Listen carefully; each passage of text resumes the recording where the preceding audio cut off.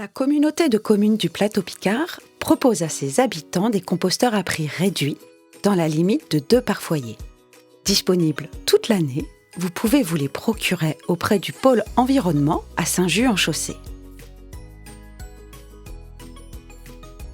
Le compost est un terreau fertile, gratuit et 100% naturel. C'est une véritable richesse pour le jardin. Savez-vous qu'il est appelé l'or noir du jardinier ? Il vous fait envie, n'est-ce pas ? C'est ce qui vous a motivé pendant des mois. Pourtant, le résultat n'est pas au rendez-vous. Ne vous découragez pas. À chaque problème, sa solution. Tout d'abord, rappelez-vous, ce sont les micro-organismes du sol qui transforment vos déchets en compost. Votre rôle consiste à leur offrir de bonnes conditions de travail en respectant 3 règles. Garantir une bonne aération du tas.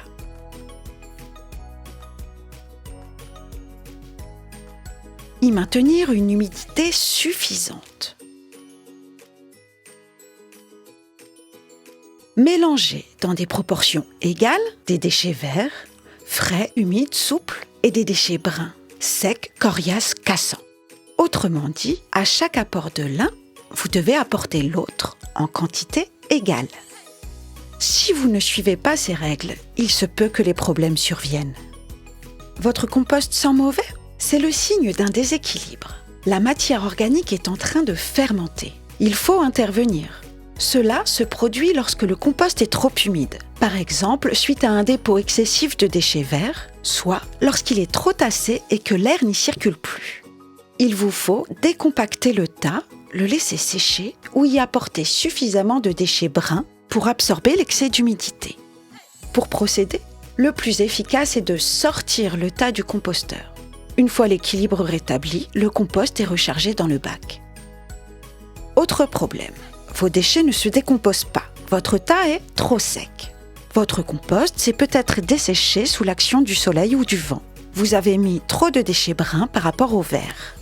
Des déchets trop grossiers, comme des branchages non broyés, encombrent le composteur.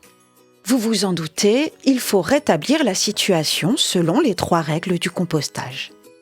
Selon le cas, vous arroserez donc votre compost, vous y ajouterez des déchets frais et humides pour rétablir l'équilibre 50% de brun, 50% de vert. Et si vous le pouvez, vous passerez au broyeur vos branchages. En effet, plus les déchets sont en petits morceaux, plus ils offrent de surface d'attaque aux micro-organismes du sol, plus ils sont dégradés rapidement. Occasionnellement, des animaux peuvent décider d'habiter dans votre tas de compost. Si ce sont de gros vers blancs, pas de panique. Ce sont des larves de cétoine et non celles du hanneton, même si elles leur ressemblent beaucoup. Elles sont bénéfiques au jardin. Leur présence dans le compost est un bon signe. Tout s'y passe à la perfection. Si ce sont des rongeurs ou des fourmis, leur présence indique que votre compost n'est pas homogène. Il présente des zones sèches et pailleuses au sein d'un ensemble bien chaud, idéal pour nicher. S'il vous dérange, remuez le compost et arrosez-le. Une astuce. Les rongeurs s'introduisent dans le composteur en passant par le dessous. Bloquez leur passage en posant un grillage à mailles fines ou une plaque percée de trous sur le sol avant de démarrer votre compost.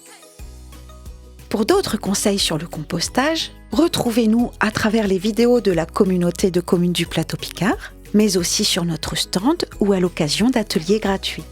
À bientôt!